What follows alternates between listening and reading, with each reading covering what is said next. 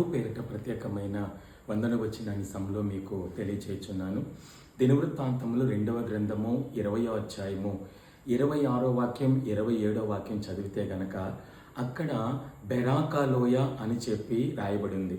Beracah అనే మాటకు అర్థం ఏంటంటే స్తుతిలోయ అని అర్థం.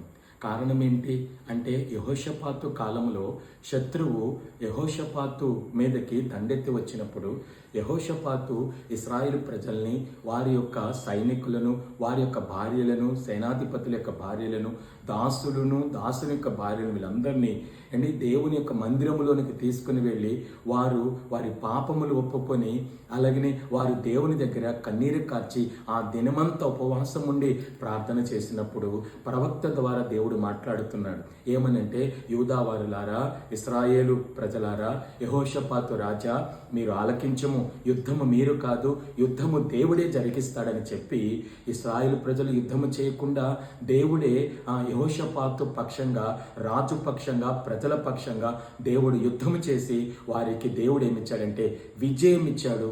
ఆ విజయం ఇచ్చినటువంటి ఆ చోటికి బెరాకా లోయ అని ఏం చేయబడిందంటే రాయబడింది. బెరాకా అనక స్తుతిలోయ అంటే దేవుడు శత్రువుపై వారికి జయమిచ్చారు. ఆ జయమిచ్చిన చోట అది లోయగా ఉన్న ప్రాంతంలో వారు దేవునికి ఏం చెల్లించారంటే ఆ శత్రువుపై జయం పొంది స్తుతులు చెల్లించారు.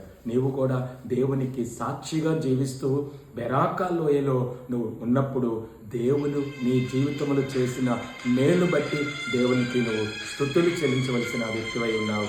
ఆమేన్.